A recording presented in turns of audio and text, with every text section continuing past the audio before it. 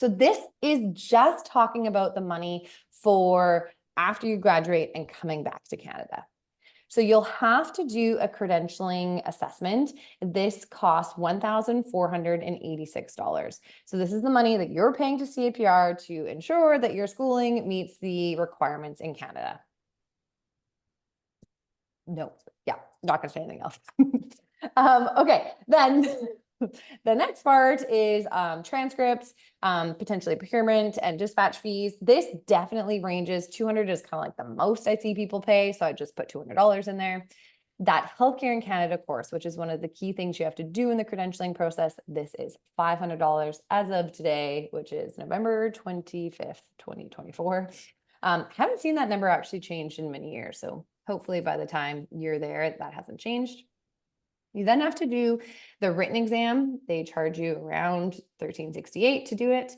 And then you have to do the clinical exam. Now, the clinical exam fees widely differ. Like Edmonton or Alberta's is, I think, like $750, all the way up to Ontario, $1,900. It's the most expensive. So I put the most expensive because it's always nice to, like, you know, overpromise.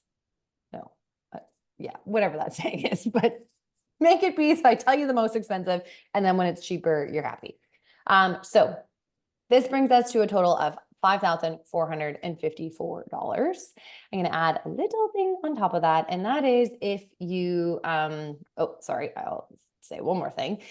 If you decide to prep in Canada, the total cost will be $3,268. So remember, you paid 545 is an internationally educated PT, another acronym you'll see everywhere, IEPT.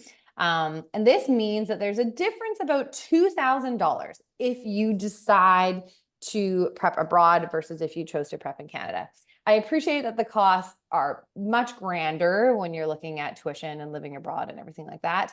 But I want to just highlight this because I think this sounds like I don't understand the value of money, but $2,000 arguably is a little bit of just a drop in the bucket, right? You got to get into physio school. Lots of people just don't even have the option to train in Canada. The requirements are crazy. So the process or the cost difference and the process difference is really not that different.